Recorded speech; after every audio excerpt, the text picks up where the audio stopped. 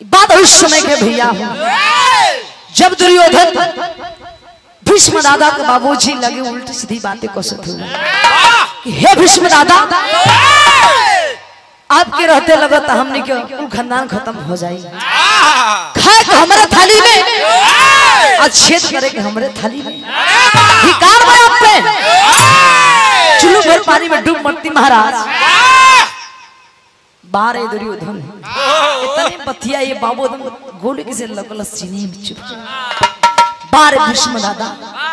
जब दुर्योधन के बतिया सुने बाबूजी तब भीष्म दादा कैलन का मास्टर तनिका भूमिका का भाव लगल हो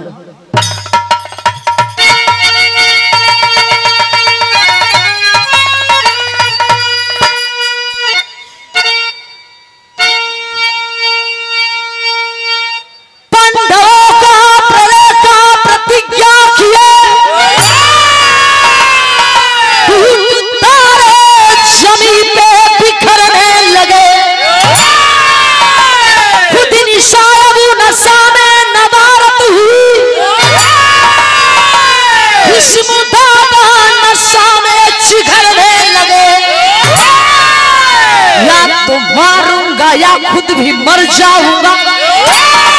नित्य तांडव रण में मचा दूंगा मैं रक्त रंजित समर भर रही मांग को कल चिता पर चिता को जला दूंगा मैं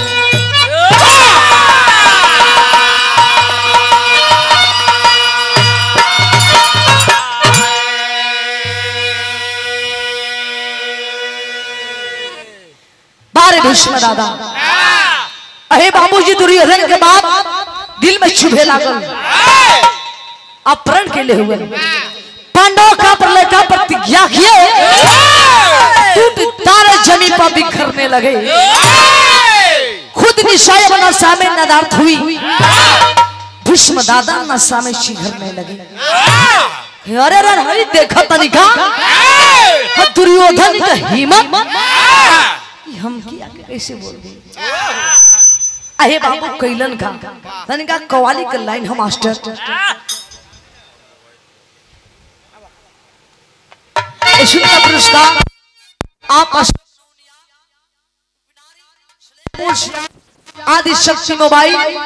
बड़े भैया प्रदीप मिश्रा जी ओनर साहब जी हैं विंध्याचल पान भंडार सुरेपुर की धरती से अभी तेने भैया मैं खानदान बोलवाई दे वालों का सुंदर पुरस्कार भैया कोर से चरणों में कोट स्वागत बंदन है तमाम पंचों को बहुत नमस्ते प्रणाम बाबूजी पैसा बड़ी बात ना बाबू हो आप लोग विरासत में भैया वही हमने कलाकार खातिर पैसा व दौलत तो कहा बाबूजी भैया हो विराह कमल से कहानी हो कहानी समझ में आ गई विराह समझ में आ गई तब कवाली का लाइन लगला मास्टर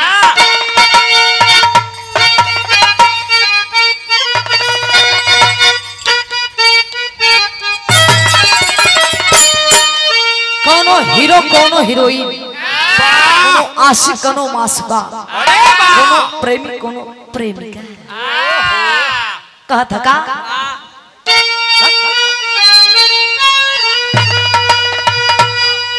अरे परवाना चल रहे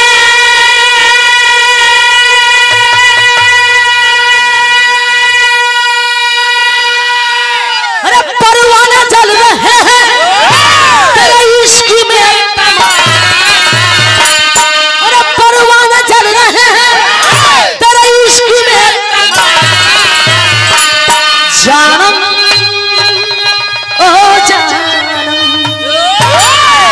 जानम जरा इसी आग में जानम जरा इसी आग में अरे खुद को जला जानम जरा इसी आग में खुद को जला जानम जरा इसी आग में खुद को जला जानम जरा इसी आग में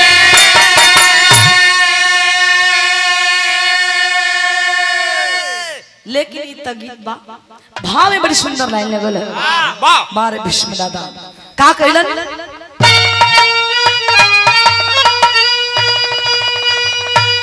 प्रतिज्ञा खेलन कि महाभारत का युद्ध आखिरी युद्ध हो रही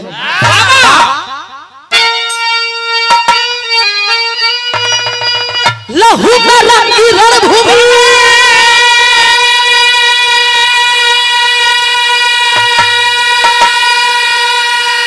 लहू में रंगी रणभूमि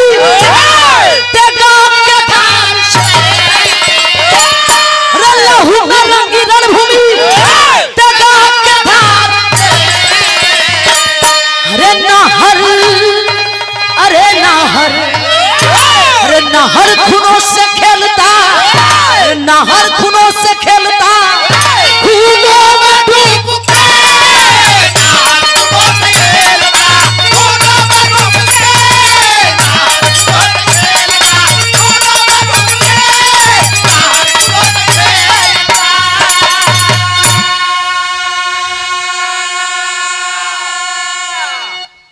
लेकिन विधा में स्टार्ट एग्जिस्ट हो गई कैसे मास्टर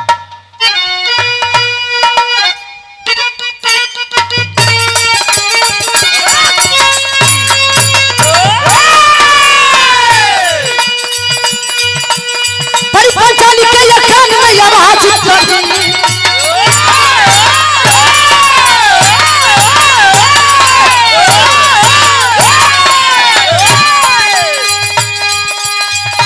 चल जाना भीष्म के ये राज कभी पड़ी पंचाली के ये कान में आवाज कभी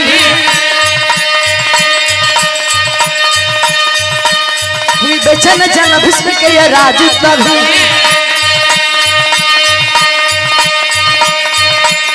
भोर में ना पड़ी है जाने घबराई है वहां पर अब देखे अब कन्हाई है कई लोग के भैया प्राण को बचावो ना कई लोग के भैया प्राण को बचावो ना पर विधवा हो तू कोई लगावो ना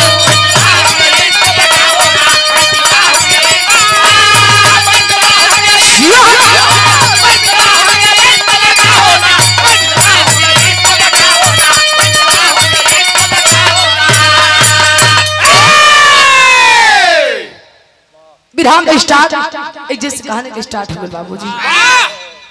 12 भीष्म दादा प्रतिज्ञा कैले हुए कि महाभारत का युद्ध आखिरी युद्ध हो गए ये खबर जब द्रौपदी का पता चलल बाबूजी कि भीष्म दादा प्रतिज्ञा कैले हुए हम कल विधवा हो जाई 12 द्रौपदी बड़ा भीड़ में पड़ल है बाबू जा करके कृष्ण कन्हैया अपने भैया से लगली कहे दास्तान बतावत है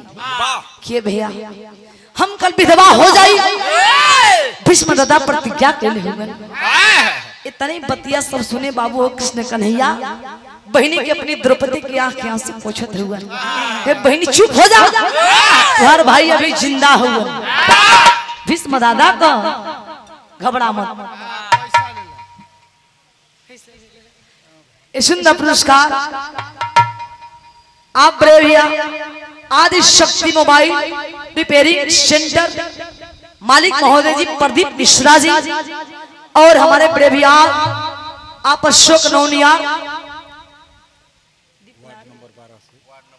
वार्ड नंबर 12 से दीपनारी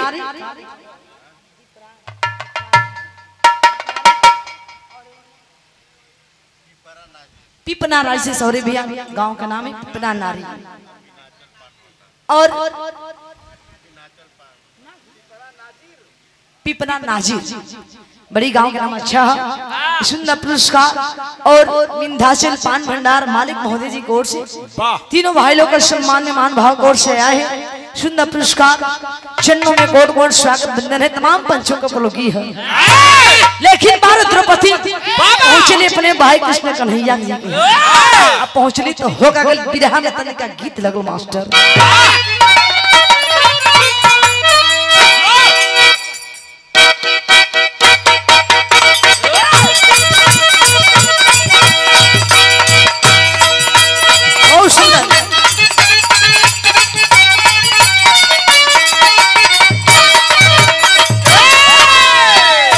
मास्टर जी का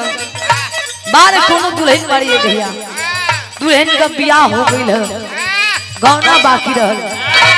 बाबूजी बैठे हैं गार्जियन पहले शादी हो जाए मजे का धूमधाम से ब्याह तो गौना भी बड़ी धूमधाम से होके जमात भी रहे पहले दोंगा होके तेंगा होके अब कहाँ आजकल होता है। अब तो मोबाइल पर पहले ही सब 10 वर्ष पर 5 वर्ष पर 20 वर्ष पर गौना होके अब पहले चिट्ठी खाली चले फोन तो आजकल देखो तारो। अरे हमने के तब बैले गाड़ी वाला नहीं जाओ। अरे वाह डोली आजकल देखो तो चक चक्का डोली पर सबके नसीब ना होता बेटी। बधिया वाला रात रहे इशारा हमार दुल्हनिया कहत रही है राजा जी का खरी बहावा हो तबा जवानी अब जिया नए राजा जी भाई भैया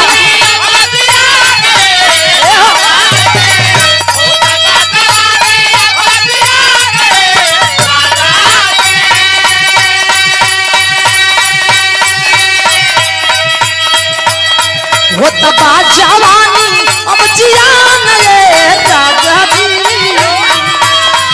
गवनमा कहिया करई हम कैसे बताएं कैसे दिन बीतत बाहर रहे भैया हो जब सावन का महीना चढ़ेला तो बड़ी मत पूछे भरत भैया रोआ गनगनात रहेला ये पहलवान जी के आज इनका कौन रोआ गनगनात कहे का दुल्ही हो तबा जवानी अब जिया नए राजा जी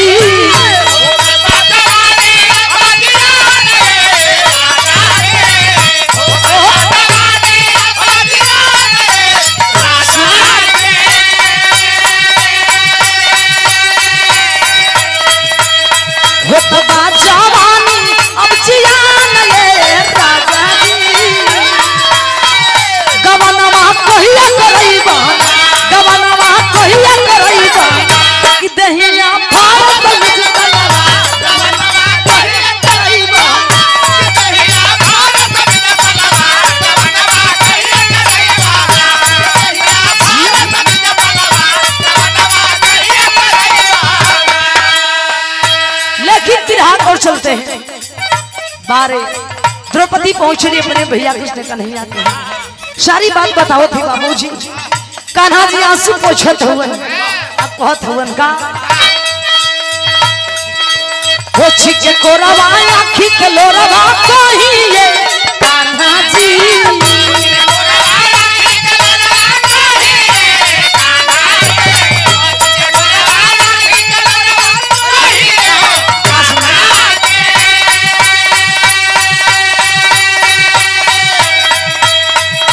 पोछ के कोरवा आँखी के लोरवा कहिए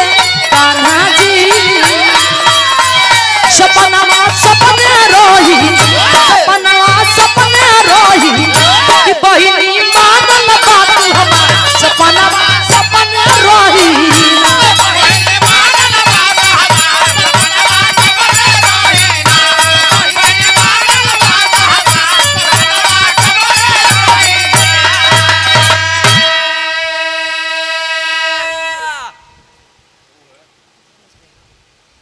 सुंदर पुरस्कार आप उमेश राजभर जी कोर से सुंदर सम्मान कमेटी की ओर से सम्मान मिला 50 रुपया भैया के चरणों में कोट कोट स्वागत वंदन है तमाम पंचों को बहुत नमस्ते प्रणाम है। लेकिन हुआ क्या बारे द्रौपदी ये बाबू इतनी पतिया कहते आंख में आंसू झरझर गिरत है कृष्ण कन्हैया अपने बहनी के आंसू पोंछला वो उपाय बतौल अपन का बिरहा में गीत बदल के मास्टर का उपाय है।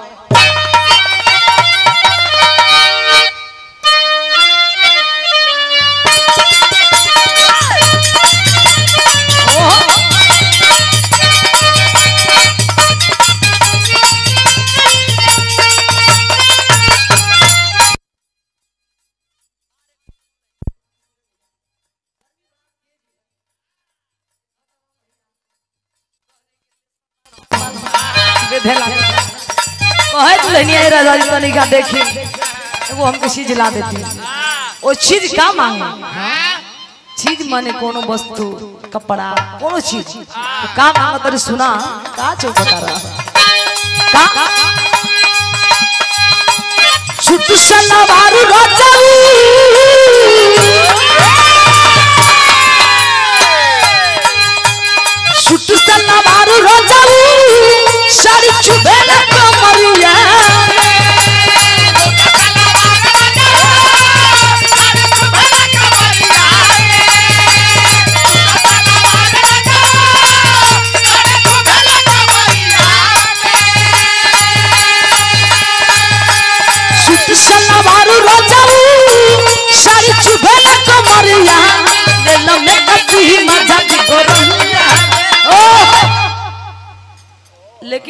हम का गोली भैया डिस भी रेखा उलट जाई गाड़ी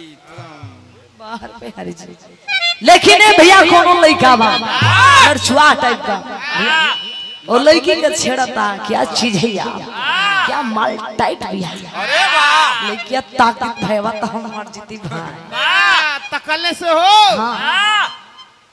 अब ये समझे वाली बात है गार्जियन पढ़ने के सज्जन बैठे हैं बाबूजी अरे वाह और लड़की का तकला से भैया हो वाह लड़का मरे वाला ना होगा अरे वाह सोची भैया और लड़की का तकला से लड़का मरे वाला रहते भाई हाँ, तो कितना गांव खड़हर पड़ जाई अरे वाह जेने नजर देखा दे जिया राजा ठीक बा धन हो जाए के पड़ी लेकिन वो लड़का तो सलाचार है वाह हम कहले बाबू जो लड़का की कभी गलती नहीं के भैया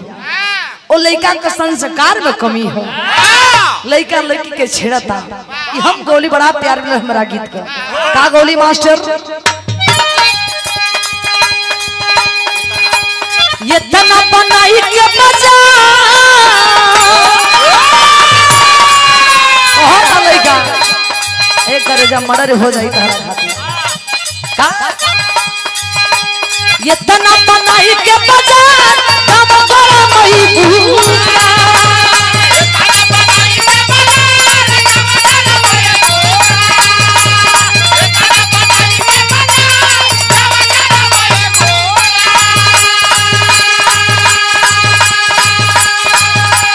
ये तना बनाई के बजा तब बड़ा मई जिया जिया एक करे जा रोला तो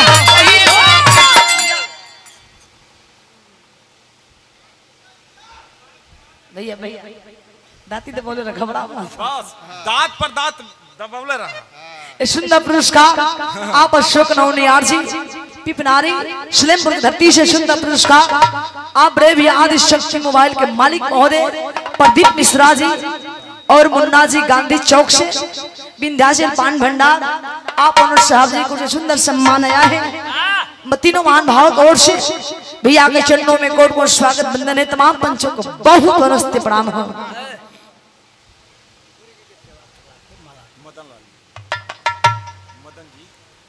काशीदास पूजा सेवा समिति के अध्यक्ष काशीदास पूजा समिति अध्यक्ष महोदय उमाकांत यादव जी उमा शंकर यादव हम बोले ना उमाकांत का बाबूजी सुंदर पुरस्कार उमा शंकर यादव जी मैं चाहूंगी गार्जियन एक मिनट खातिर आप खड़ा हो जाएं हम कलाकार की भी तनिका श्रद्धा स्वागत सम्मान करे खातिर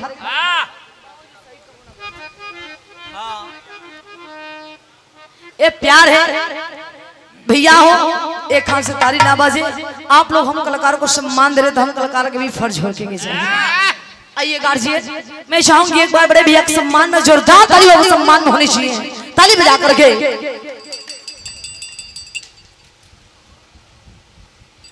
भैया को सुंदर पुरस्कार आप उमा शंकर यादव जी सुंदर पुरस्कार 100 रुपया चिन्हों में कोट कोट स्वागत बंधन है तमाम पंचों को बहुत नमस्ते प्रणाम हो बाबू हो लेकिन हुआ क्या बारे भीष्म दादा की पतिया खटखटा द्रौपदी का बाबू हो कृष्ण कन्हैया उपाय बतौले हो कि जय भीष्म दादा घरे जय तक करी का जब पहुंचली द्रौपदी भीष्म दादा घर वाई बाबू का कली मास्टर भाव शिष्य की बोली रे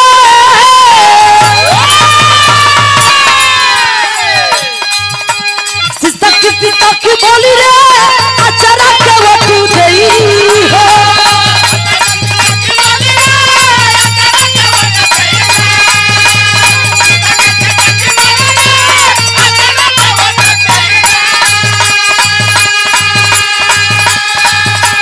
शिष्य की बोली रे अचरा के वो तू देई हो दादा हो राखिला सुहागा वाह हमारा से मुरावा लाल लाल राजी दादा हो राखिला सुहागा वाह हमारा से मुरावा लाल लाल राजी दादा हो राखिला सुहागा वाह हमारा से मुरावा लाल लाल राजी अहे बम्बार द्रौपदी भैया हो पहुंचले भीष्म दादा घरे आप कुछ कहल चाहत में बाबू दुल्हनिया ये भैया घूंघट के आड़ में हई आई बुझाए कि कोनो दुल्ही बेटी पतो रोवत भी अंदर से कुछ कहल चाहत भी अब फिर कह तरीका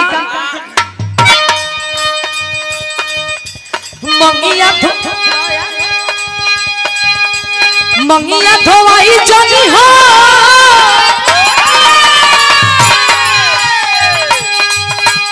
मंगिया धोवाई जनी हो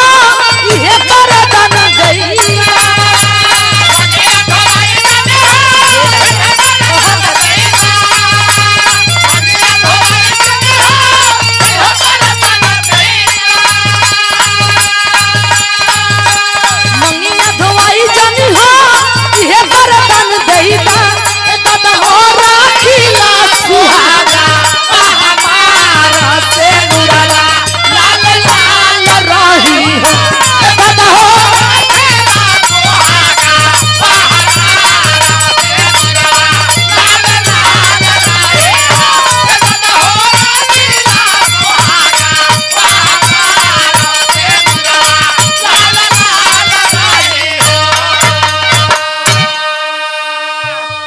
भीष्म दादा अहे बाबू सोचत हो कि बेटी पतो कुछ कहल चाहत नहीं अहे बाबू तब तक हुआ क्या भीष्म दादा ये बाबू सवेर का टाइम हो बाबू भोरे के टाइम रहे भैया जब जगे भीष्म दादा त कैलन का आवाज देलन का आवाज दिए मास्टर विदेश लगल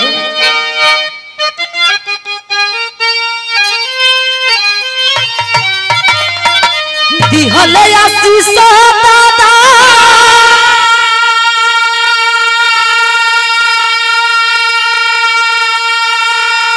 सदा सुहागी ना रहे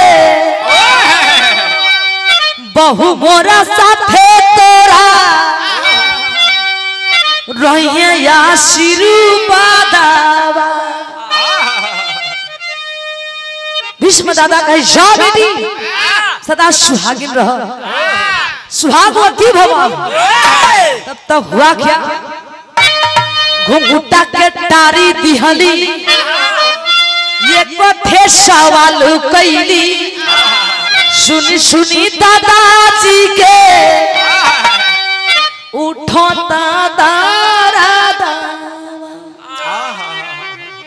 बार द्रौपदी अहे बाबू जब भीष्म दादा का जा बेटे सुहागवती भव इतनी बतिया सुनते अहे बाबू घुंघटवा के टार दिलिए पंचो जब घूंघट के टार दिली तब भीष्म दादा का नजर पड़े द्रौपदी द्रौपदी भीष्म दादा आवाक हो जाते हैं कि रे हम का कह देनी द्रौपदी ये बाबू घूंघट के टार के हाथ जोड़ के जब चलल है एगो बात पूछले कि हे भीष्म दादा आपसे कुछ कहल चाहत बानी दादा आज का वादा रही कल का वादा रही का पूछले बिरहा वाला मास्टर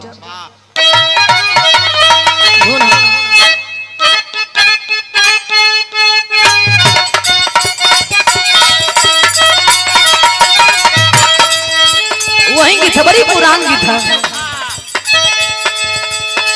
ससुरा से रूसली थी रियावानु हो भैली नहीं हरा के राया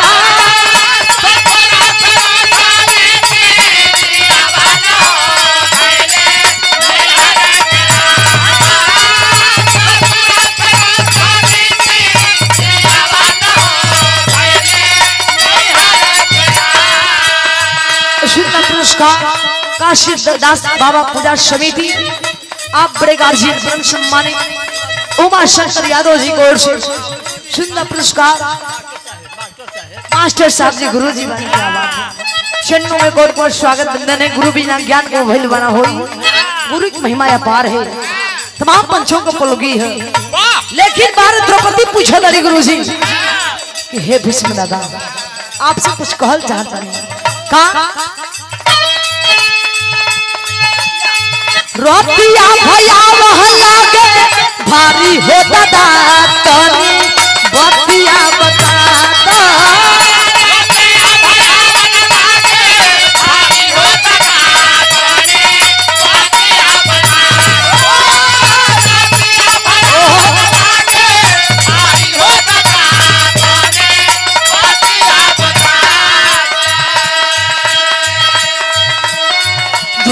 द्रौपदी कहेली बतावल दादा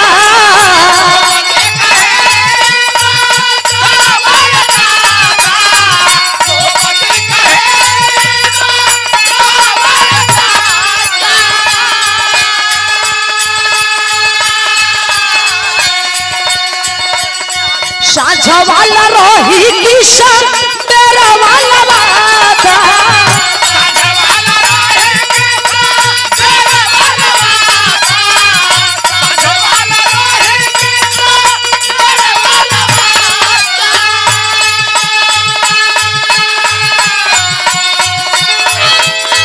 राउरा चलाना पड़ी पावन ये दादा तनी बतिया बता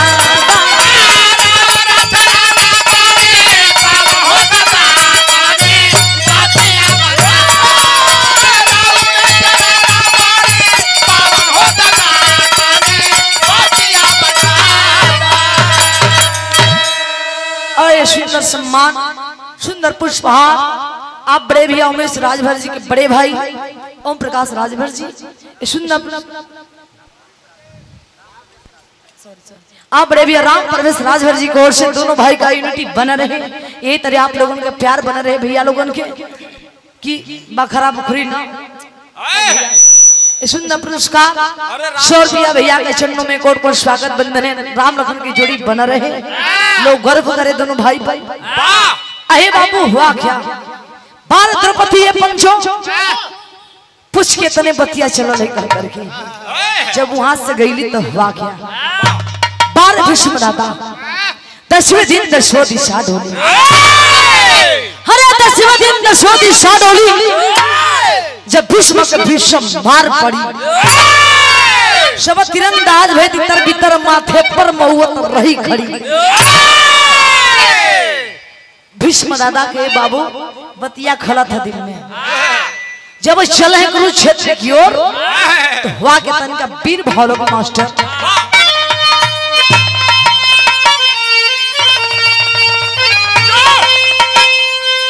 इशारा है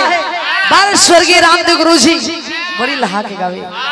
अहे बाबूजी देख लेते ना बन जाए भैया लेकिन मोबाइल में सुनी लीजा देखी ला जाए धन्य गुरु जी लोग स्वर्गीय रामदेव गुरु जी बुल्लू गुरु जी हीरा गुरु जी अपने जमाने में भैया बड़ी लहा लहा गावे बेचन गुरु जी और हमारे स्वर्गीय पंडित परशुराम यादव जी ये नाम अमित है बाबू हो मर के भी जिंदा है गुरु जी लेकिन कैसे हम कलाकार करने का कोशिश है मास्टर का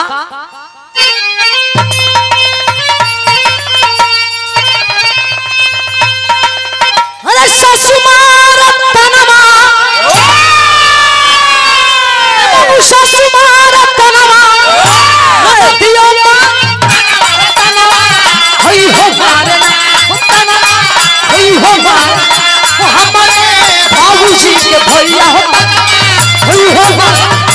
पुराना माया तनमा हई मचा दी तनमा संतन छोड़े तनमा संतन छोड़े गंगा के सुमनवा हो संतन छोड़े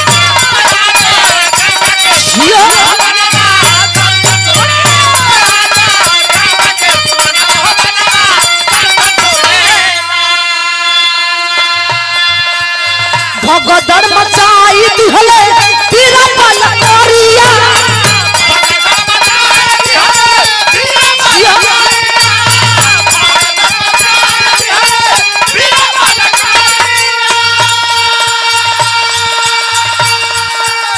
खुनवे से पूरा लड़ा है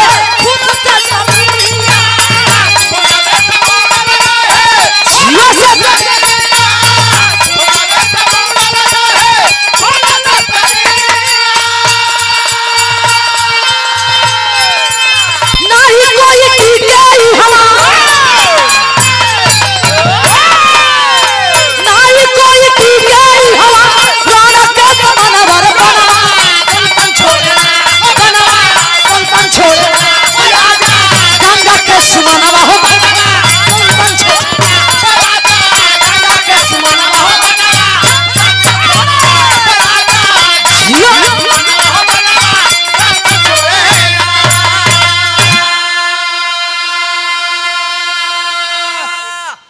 हुआ क्या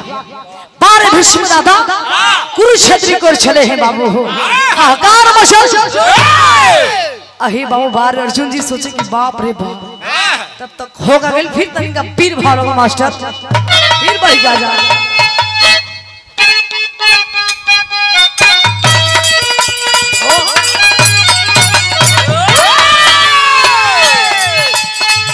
कि भीषण भीष्म चवले हाला कि भीषण भीष्म चवले हाला तेही घर या हो समरिया चवले हाला तेही घर या हो समरिया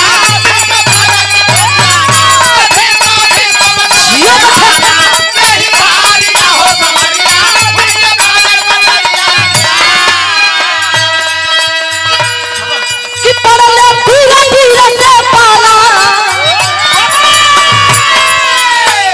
कि पड़ले धीरे धीरे से पाला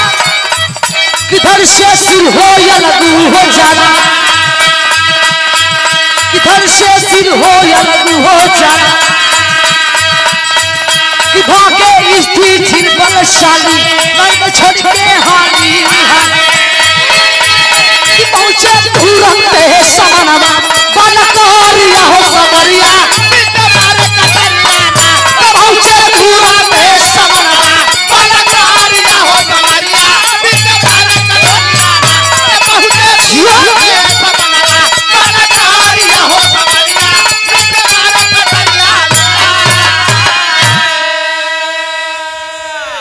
अहे बाबू हुआ क्या बार भीष्म दादा ए बाबू एगो रथवा पर भीष्म दादा सवार हुए दूसरी रथवा पर है बाबू अर्जुन जी हाँ कान मचल है अहे पंचो दोनों ओर से बाण का बारिश होती है बाबू तब तक हुआ क्या यानी अल्लाह के बहार को मास्टर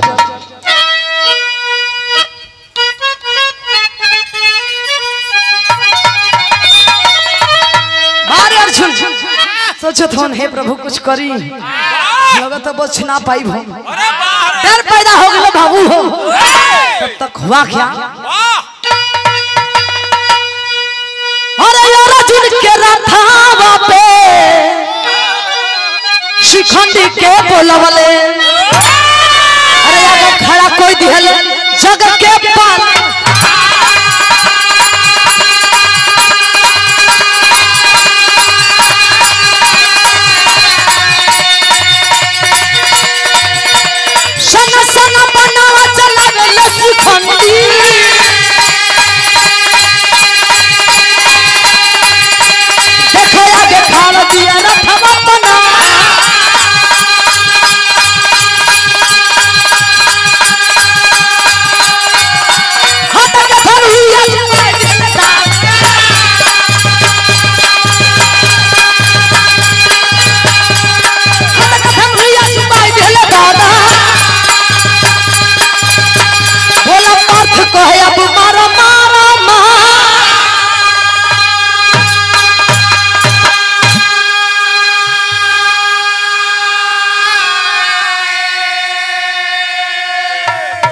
भीष्म दादा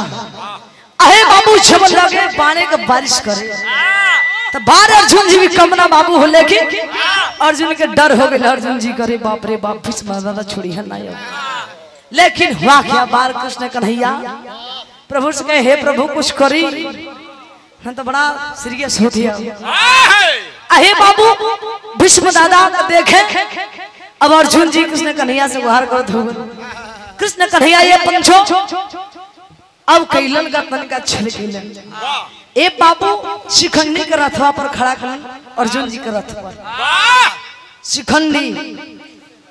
शिखंडी के मतलब हिजड़ा होले बाबू यही में बाना एगो मेहरारू है पहले में माना को भीष्म दादा अंतर्यामी रहे खोल के सुबह खुद समझदार बने अहे बाबू हुआ क्या भीष्म दादा तो देखे उस सब बात सुनत रहे सब बुझत रहे प्रतिज्ञा रहल कि हम कबो नारी पर वार ना करब कबो नारी से लड़ाई ना लड़ब ई हेजा शिखंडी हिजड़े पे हम कैसे वार करी भीष्म दादा ये पंचो अवाक हो गलन कंजला ये भैया मर्द अपना मर्दगानी पे मरे ले हम कहले भैया मर्दो दो प्रकार के होले कौन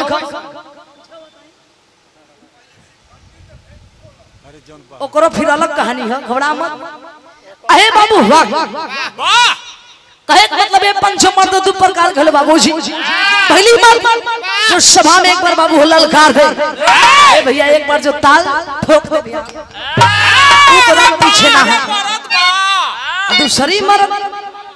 जो तनिका सिम सीमा डाटी को होला जो मजोर डाटी को एक बार दुल्हन हाथ फेर दी ई राजा जी उनकर में ही का नस पकड़ा जाई पोषण मर्द ना के चाहिए बाबूजी मर्द का जिंदगी बोले बाबू हो मर्द बन के जी मौगा बन के ना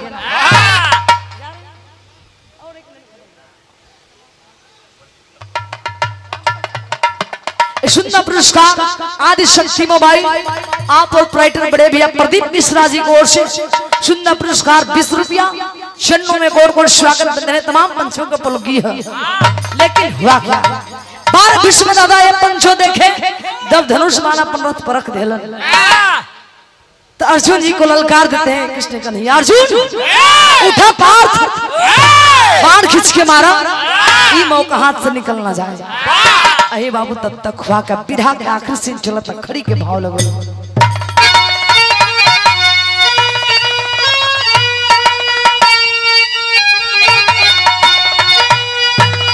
आवत तनिका वो बढ़ जा मास्टर बुझला ना आधा पेट के खाई जवानी तो के मरल पड़ी अरे भैया नइखे मन माना तो वो हारमोनियम वाला के जोड़ला हम तो इहो चाहतनी आज अरे पहाड़ी जी धन्य प्रभु कैसे मास्टर हरे ऐसा केहू के न करके समरिया मिलल नहीं केहू हो के बाल के सजरिया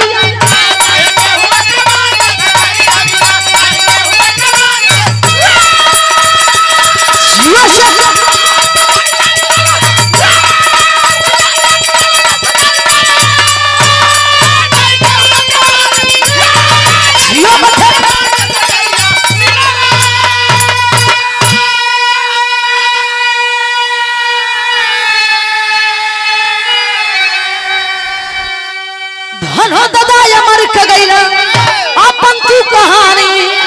गंगा पुत धनी है विश्व है उन्हें गंगा पानी अरे चमक नहीं चमचम का दरिया मिलल नहीं केहू हो के बाल के सजरिया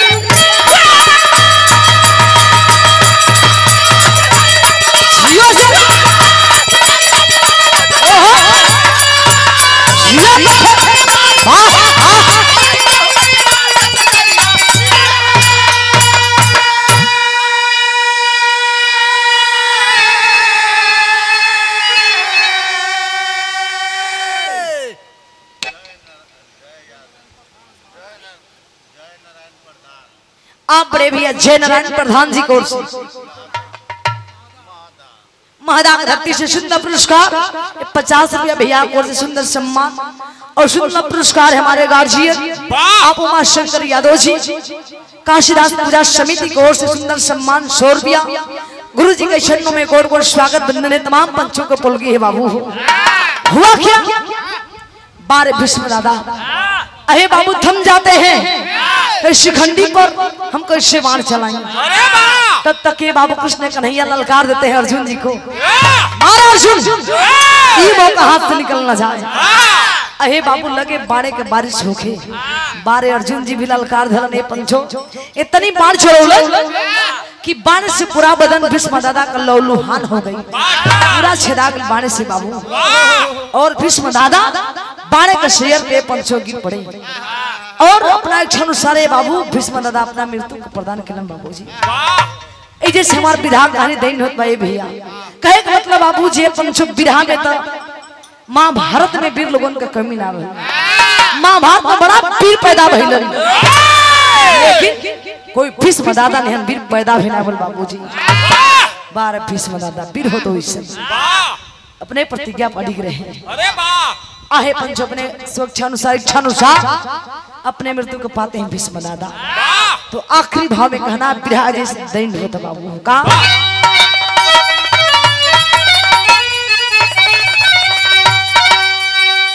सदगुरु स्वामी राजब्रह्म सदगुरु स्वामी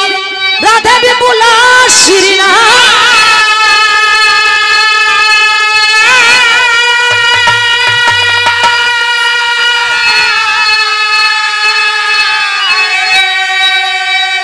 कथन करा कविता गुरु जी परशुराम रखे हाथ हो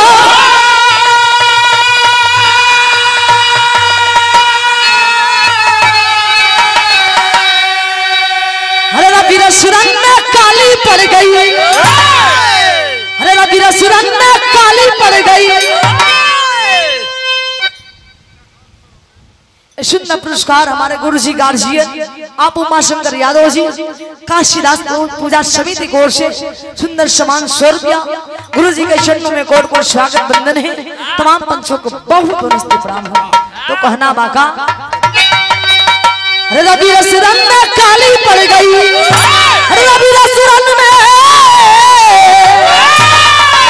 रबीरा सुरन में काली पड़ गई कभी अच्छा तो घड़ी लक्ष्मी बने जन